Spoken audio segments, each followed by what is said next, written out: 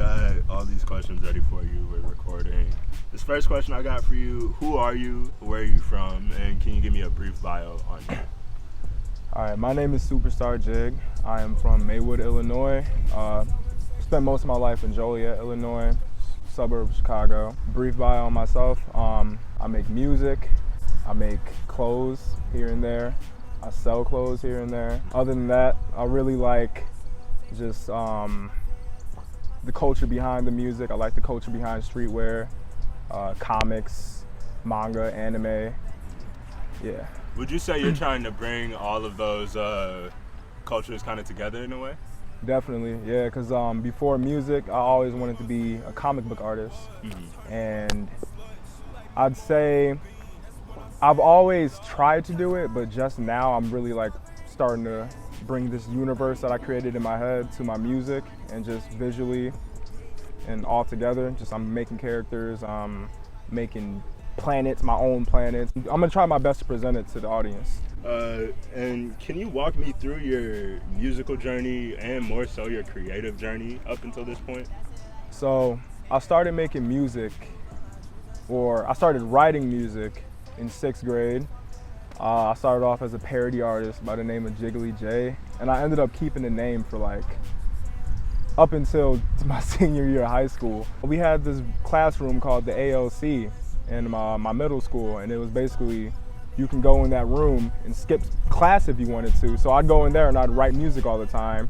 The teachers were cool with it. I'd look up beats, and yeah, I'd just write a bunch of music.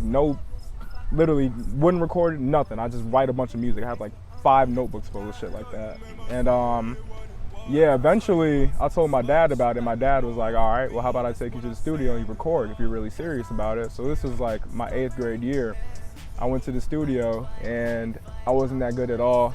And what's it called? My freshman year, I was supposed to try out for basketball, and the basketball team, they found my SoundCloud and they showed the coach, and they were like, this is why he skipped basketball practice or basketball tryouts. So I gave music up for that year because I was like, yeah, what am I doing? I'm a pretty good basketball player. But sophomore year, I met my friend Colin, and y'all would probably know him as Harley Courage, and he told me he wanted to make music too.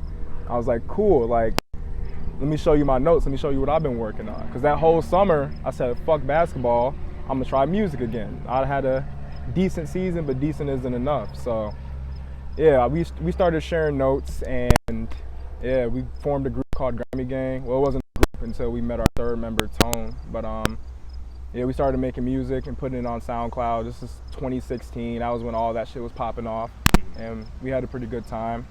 I started doing my own solo shit the year after that, and yeah, from there it was history.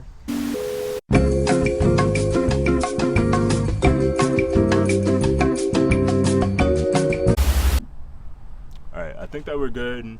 Let's hope so. This 4th question I got for you, you transitioned between a lot of sounds during your career. Would you say that you were experimenting or more so kind of finding yourself? I'd say definitely a little bit of both, because think about me, I listen to a lot of music, and depending on what I'm listening to, like if it's something new that I'm hearing, I'm like, damn, I want to recapture that. So I'd say that's the part where I'm both experimenting and finding myself. But as of now, I think I finally found my sound. Just like, it's really the producers I've been working with lately. It's just been giving me everything I get is refreshing. And I just really like to have a refreshing sound. But this sound is so refreshing that I can keep using it. You know what I'm saying? And I feel like just with the vocals and the production, I really think this is gonna separate me from a lot of artists. And if you had to put a genre on your sound, what would that be?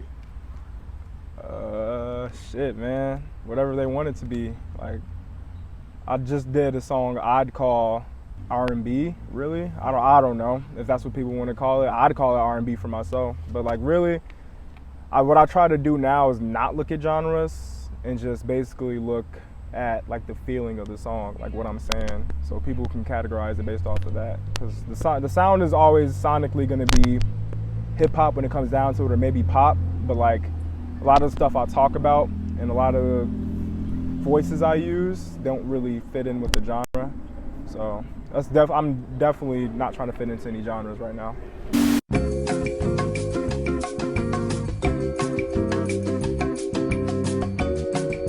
We're recording again. Hopefully we don't have any more issues.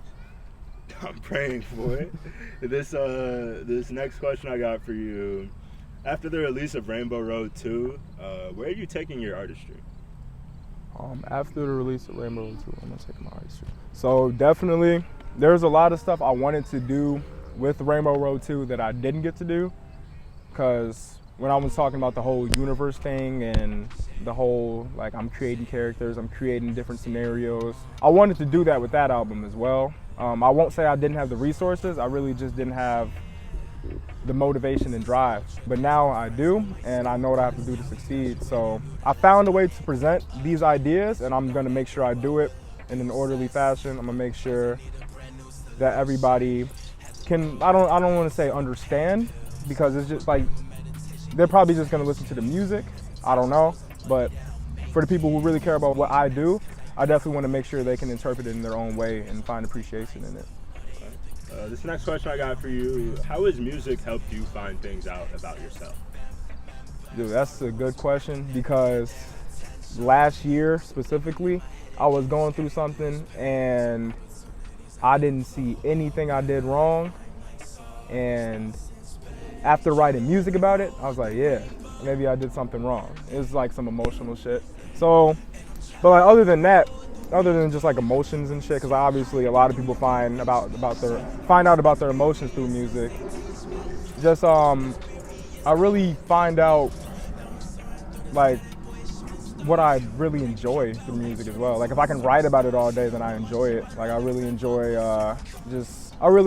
comics more than I thought I did, and I found that out through music, just because I have this storyline I created, and I enjoy the storyline so much that it made me want to go read comics and, you know, analyze those storylines and analyze how the art is. Just it made me appreciate art as a whole more. And I wouldn't say I was the most artsy person before music, but now I'm not even the most artsy person now. But I just really enjoy it. I really appreciate it more. Mm-hmm.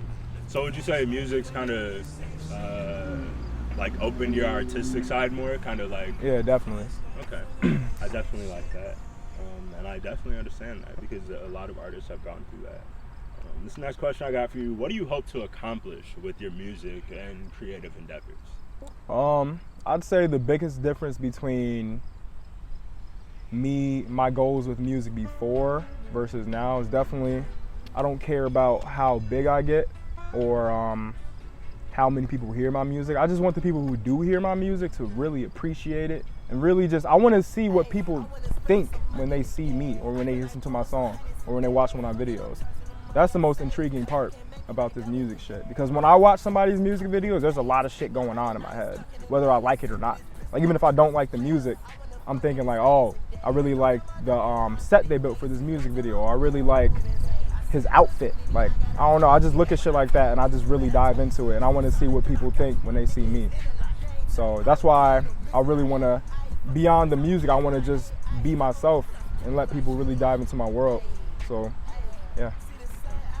You have taken a pretty big journey as a creative already, just within this past year.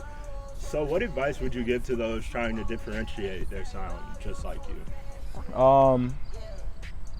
Definitely don't compare yourself to what's hot, because for the most part, it's only going to be hot for a very small period of time. You want to be a couple steps ahead. I'm not even going to say one step ahead. You want to be a decent amount of steps ahead in terms of just your vision and just your art. So, and also don't gauge your, like, what's the word? Don't gauge your accomplishments, and don't gauge your, what's that fucking word, bro? Your progress. Don't gauge your progress based on someone else neither. Gauge your progress on you.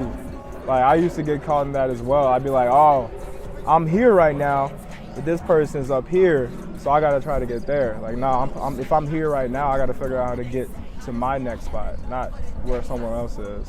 So definitely don't get caught up. Don't get caught up in your ego. Don't be afraid to reach out to people in your area or on the internet. Just basically keep it pure, and just keep striving to be a better version of yourself. And is there anything else that you'd like to add or talk about that I missed on? I think we covered it.